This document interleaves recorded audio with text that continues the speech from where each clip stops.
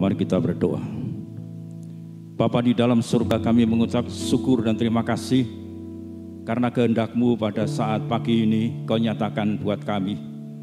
Kami bersyukur meskipun kami masih beribadah di rumah masing-masing, tetapi kami percaya Engkau setia. Engkau hadir di sana. Engkau hadir di tiap-tiap rumah tangga yang untuk memberkati mereka dalam kebenaran firman Tuhan. Bapa, berbicaralah kepada kami apa yang menjadi kehendak-Mu bagi kami sekalian. Tuhan memberkati setiap pribadi dan rumah tangga Gereja Baptis Indonesia Banaran, dan bersama-sama dalam saat-saat yang bersamaan pula dalam ibadah pada pagi ini. Terima kasih Tuhan, Kau bekerja dan memberkati kami. Di dalam nama Yesus Kristus kami mengucap syukur dan berdoa. Haleluya. Amin.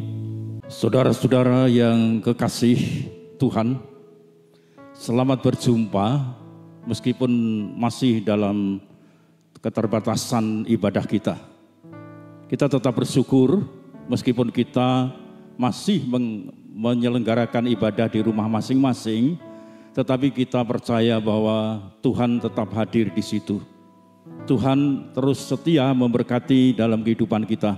Kita terus berdoa agar kita akan segera mengalami pemulihan, sehingga kita dapat bersama-sama beribadah di tempat gedung gereja yang Tuhan telah sediakan buat kita sekalian. Shalom. Saudara-saudara, pada kali ini saya diberikan kepercayaan untuk menyampaikan firman Tuhan dalam tema atau judul tetap bertekun.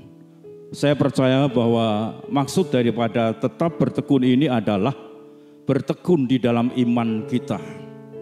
Saya bacakan ada satu ayat yang sebagai nats yang kita renungkan pada saat pagi ini. Kalau saudara-saudara membawa Alkitab, silahkan membuka di dalam kitab Wahyu pasal 14 ayat yang ke-12 yang berbunyi demikian. Yang penting di sini ialah ketekunan orang-orang kudus yang menuruti perintah Allah dan iman kepada Yesus Kristus. Saudara-saudara, saya katakan bahwa bertekun dalam iman itu atau memiliki iman yang bertekun itu adalah perkara yang sangat penting. Penting sekali. Karena apa? Kita sadari bahwasanya sesungguhnya di dalam kehidupan kita yang kita jalani sekarang ini banyaknya atau adanya penyesatan dan kesesatan. Berbagai-bagai cara dan waktu untuk menyerang dalam kehidupan iman kita masing-masing supaya kita menjadi orang yang lemah imannya. Itu alasan yang pertama yang saya ingin sampaikan, kenapa kita perlu memiliki iman yang bertekun atau bertekun di dalam iman. Hal yang lain yang boleh saya katakan kenapa itu sangat penting bagi kehidupan kita adalah bahwa iblis dikatakan oleh Alkitab digambarkan seperti singa yang mengaum dan siap untuk menerkam kehidupan iman kita. Itu alasan yang kedua yang saya ingin sampaikan, sehingga kita perlu memiliki iman dalam ketekunan. Bahkan Yesus Kristus sendiri pernah memberikan perumpamaan tentang lalang dan gandum. Saudara tahu maksudnya apa? Di situ dikatakan bahwa lalang dan gandum itu tumbuh bersama-sama. Itu menggambarkan bahwa kehidupan iman kita seperti gandum itu di antara lalang yang mencoba merusak, mengganggu konsentrasi iman kita kepada Tuhan. Dan kalau saudara membawa Alkitab, bisa dibuka di sana dalam kitab Lukas pasal yang keempat ayat yang ke-13. Di sana ketika iblis itu mencoba Yesus Kristus dan gagal, lalu dikatakan oleh ayat ini bahwa iblis itu selalu mencari kesempatan-kesempatan yang lain. Itu artinya bahwa iblis itu senantiasa mencoba untuk menjatuhkan iman kita dan melemahkan iman kita. Karenanya itu Bapak Ibu Saudara, mengapa saya katakan memiliki iman yang bertahan itu penting bagi kita sekalian. Kalau boleh saya artikan, bertekun itu artinya apa? Kalau saya boleh mengartikan adalah bertekun itu mempertahankan apa yang menjadi keyakinannya sampai garis akhir.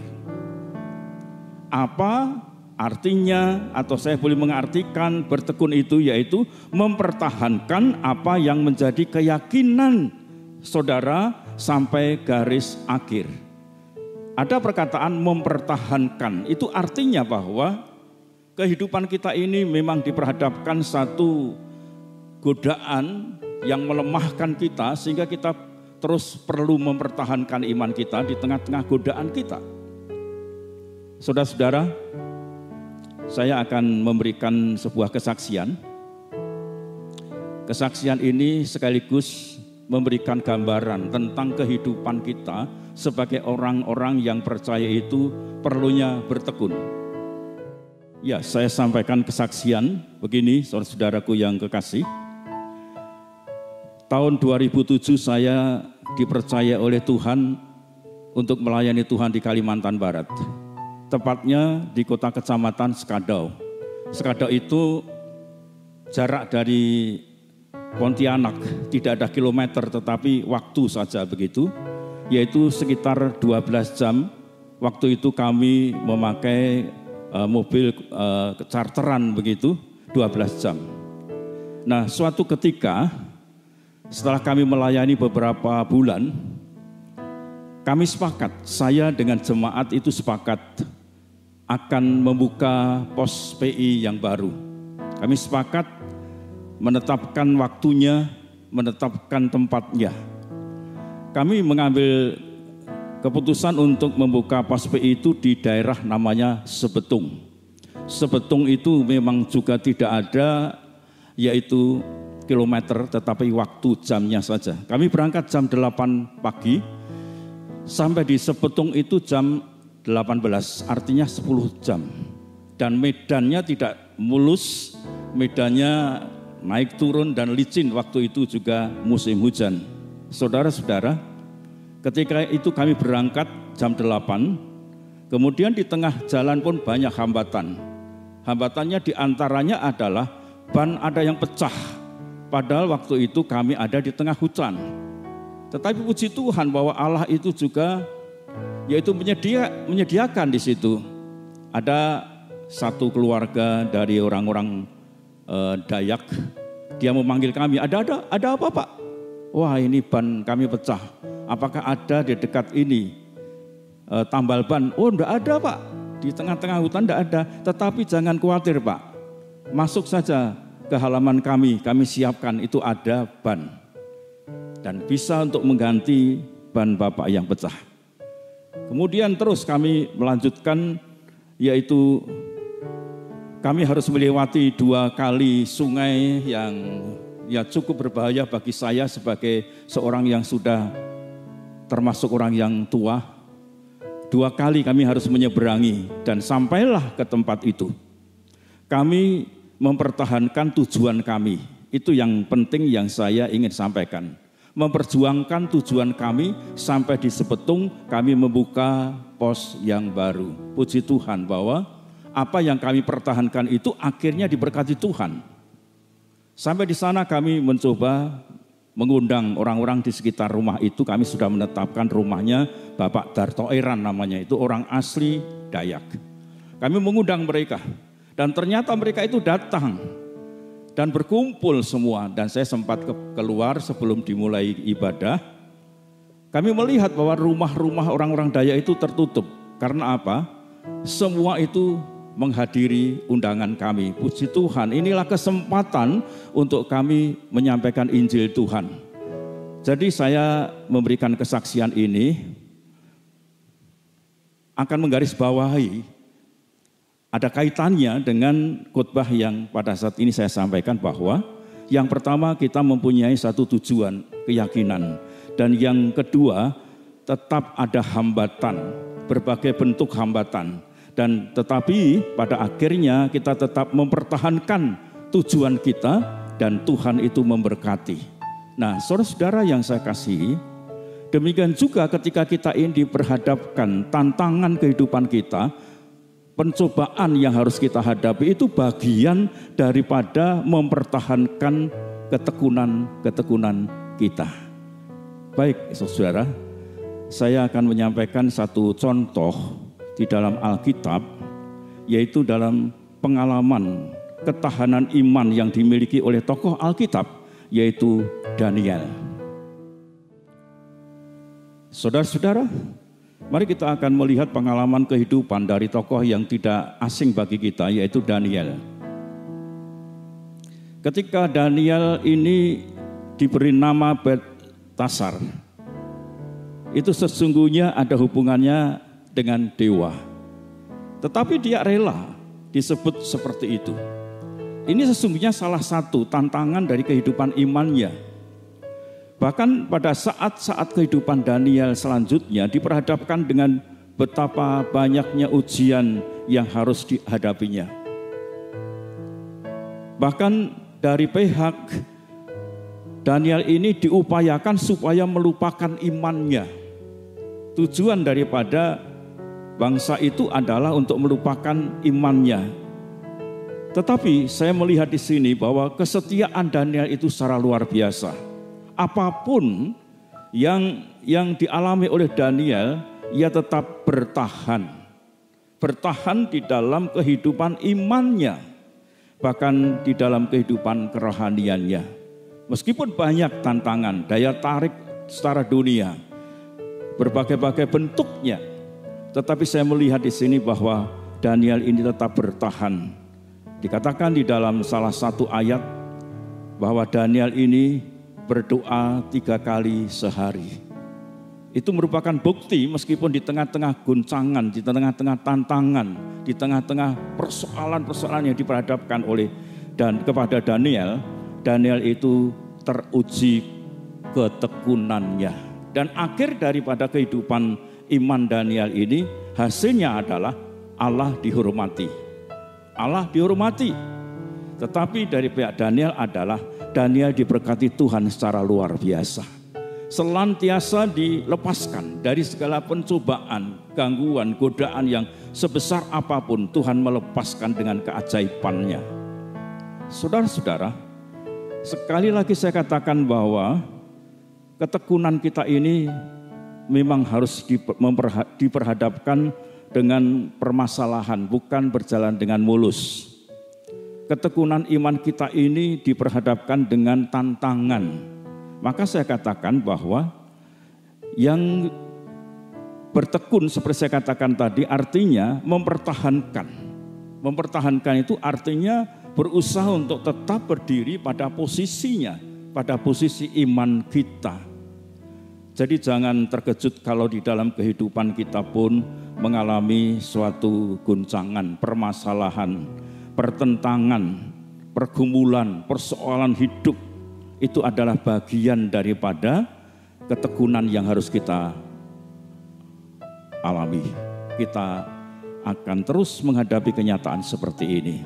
Saudara-saudara yang saya kasihi, seperti apa yang dialami oleh Daniel, juga apa yang menjadi pengalaman kami ketika kami melayani di Kalimantan ini mempunyai satu maksud untuk tetap menuju kepada sasaran.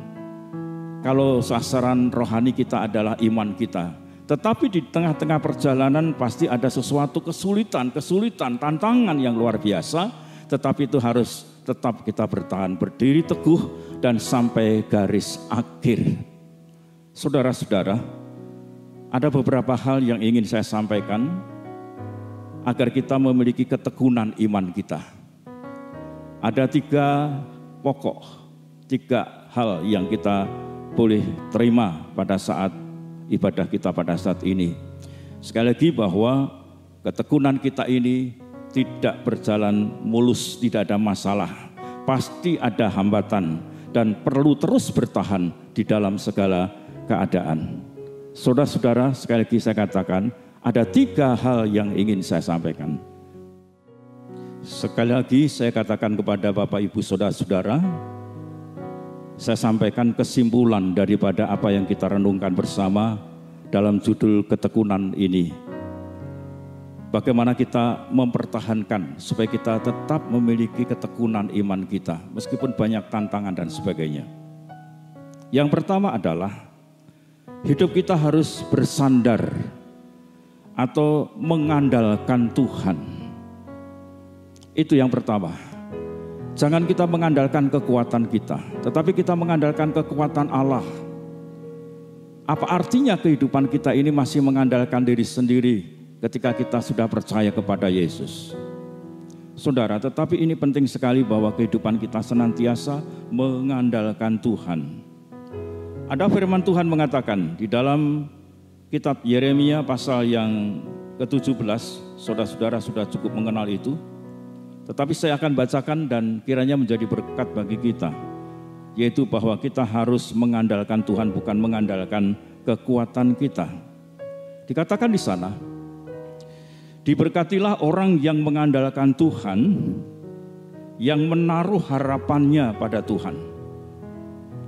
Lalu ayat yang berikutnya, ayat yang ke-8 dikatakan, ia akan seperti pohon yang ditanam di tepi air, yang merambatkan akar-akarnya ke tepi batang air, dan yang tidak mengalami datangnya panas terik, yang daunnya tetap hijau, yang tidak khawatir dalam tahun kering, dan yang tidak berhenti menghasilkan buah.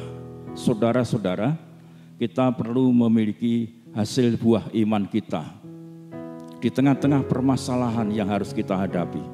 Tetapi satu hal yang perlu kita miliki adalah kita tetap bersandar dan mengandalkan kekuatan Tuhan. Tuhan itu Allah yang setia. Dia akan tetap memberikan kekuatan kita ketika kita menghadapi permasalahan kita. Saya ingin sedikit gambaran saja. Ketika kita turun tangan, Allah angkat tangan. Artinya kalau kita mengandalkan kekuatan kita, turun tangan itu mengandalkan kekuatan kita, maka Tuhan itu angkat tangan. Artinya tidak campur tangan di dalam kehidupan kita. Tetapi ketika kita itu mengangkat tangan, artinya takluk dan tidak mampu melakukan semuanya, maka Tuhan itu turun tangan dan membebaskan kita. Itu artinya bahwa kita ini mengandalkan Tuhan, supaya iman kita teguh di tengah-tengah guncangan ini. Itu yang pertama. Yang kedua adalah kita harus tetap bersekutu dengan Tuhan. Kita tetap bersekutu dengan Allah. Seperti yang saya ambil sebagai contoh, yaitu Daniel. Ketika Daniel diperhadapkan dengan berbagai guncangan, tantangan untuk melemahkan iman daripada Daniel, Daniel tetap mempertahankan kehidupan rohaninya. Yang sering terjadi adalah ketika kita ini diperhadapkan masalah, kita ini mengurangi aktivitas rohani kita. Dan ketika kita ini diperhadapkan pada masa-masa yang sekarang ini, bahwa kita masih beribadah di rumah kita masing-masing, itu sebagai batu ujian. Apa betul-betul kita ini memanfaatkan kesempatan hidup kita ini untuk bersekutu dengan Allah, untuk bertemu dengan Allah, untuk beribadah dengan Allah. Atau mungkin ada yang mengatakan, wah ini libur kebaktiannya sehingga tidak ada kegiatan dan tidak menyelenggarakan di rumah. Ini tantangan dan ujian bagi kita sekalian. Tetapi ketika kita ini ingin memiliki ketekunan dalam iman kita, yang kedua yang perlu saya sampaikan adalah bersekutu dengan Allah. Sekali lagi saya katakan, bagaimana Daniel menerapkan kehidupannya bersekutu dengan Allah. Dikatakan di sana bahwa 3 kali sehari berdoa. Artinya menyempatkan kehidupannya untuk bersekutu dengan Allah. Ini penting Bapak Ibu, ini merupakan satu kekuatan kita. Ketika kita merendahkan diri di hadapan Allah, disitulah Allah turun tangan dan memberikan kepada kita kekuatan. Saya pernah memberikan ilustrasi. Kalau saudara-saudara suatu ketika melihat ada semut-semut merah, kemudian coba saudara tiup. Ketika semut merah itu ditiup, apa yang menjadi reaksinya? Yaitu dia justru merendahkan tubuhnya atau semut itu dan mencengkeram apa yang ada di dekatnya itu. Saudara praktekkan itu.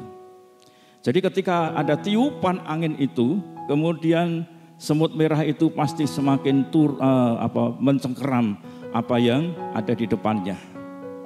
Saudara, ini memberikan gambaran, ilustrasi saja. Ketika kehidupan kita supaya memiliki ketekunan iman, ketika ada tiupan masalah, ketika ada tekanan-tekanan di dalam kehidupan kita, seharusnya kita merendahkan diri dan erat kehidupan kita dengan Allah. Disitulah pertolongan Allah datang. Ya, saya kalau boleh bersaksi berulang kali selama pelayanan ini, banyak kali ketika kami diperhadapkan dengan masalah yang sulit, masalah-masalah yang berat, kami tidak segera bagaimana cara untuk kami keluar dari masalah itu. Tetapi pasti berlutut, Tuhan, apa yang menjadi maksud-Mu dan tolong berikan kepada kami kekuatan untuk menghadapinya. Itu yang kedua, Bapak Ibu. Yang pertama adalah andalkanlah Tuhan. Yang pertama adalah andalkanlah Tuhan. Yang kedua adalah bersekutu terus-menerus dengan Allah. Sebab disitulah kita memperoleh kekuatan. Dan yang terakhir, yaitu tetap memprioritaskan Tuhan dalam kehidupan kita. Yang ketiga atau yang terakhir adalah tetap memprioritaskan atau mengutamakan Tuhan. Apa yang Tuhan harus kehendaki untuk kita melakukan, lakukanlah itu, memprioritaskan. Ketika kita masih dalam kebaktian di rumah masing-masing, tidak ada halangan untuk kita tetap memprioritaskan Tuhan. Apa prioritas yang harus kita lakukan? Yaitu kita tetap dalam doa, kita tetap melayani, kita tetap membaca firman Allah, kita tetap menjadi saksi-saksi Tuhan di tengah-tengah masyarakat kita. Saya pernah dan sering mengatakan bahwa tidak secara kebetulan kita itu ditempatkan di mana kita berada. Tetapi Tuhan punya maksud kepada kita bahwa sebenarnya kita ini dipilih, ditempatkan di tempat tertentu itu supaya kita bisa terus memuliakan nama Allah dan bersaksi bagi Allah.